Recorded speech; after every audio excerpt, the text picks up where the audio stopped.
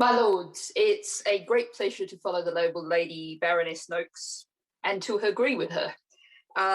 Indeed, the point she made that competition can be a security issue as well as a trust issue was one that I was going to make myself. And I was thinking particularly of the issue of media companies and the issue of the concentration of media ownership and the impact that can have on national security.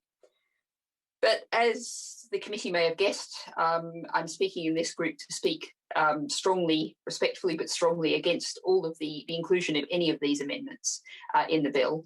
I think if we included these amendments, we'd be heading down the road of the Dangerous Dogs Act, generally acknowledged as one of the worst pieces of legislation passed through your lordship's house, which penalised and gave a death sentence to dogs identified as belonging to certain breeds, which completely misidentified the problem.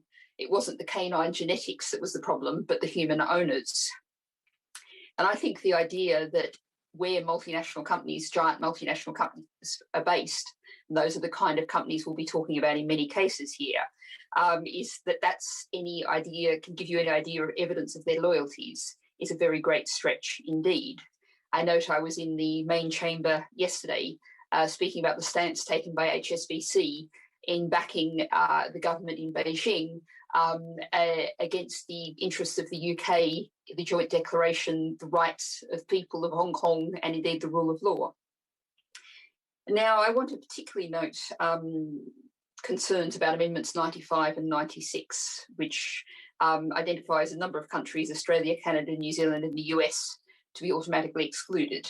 I think that's a very large assumption, and I think we can probably all think of case studies. We may think of different ones, but where ownership by individuals from those companies from those countries can be of great concern. It's not a measure of risk. And I can't help noticing certain characteristics shared by those countries that the proposer might like to consider, and how that grouping of those countries might play in terms of the UK's international reputation. Thank you, my lords.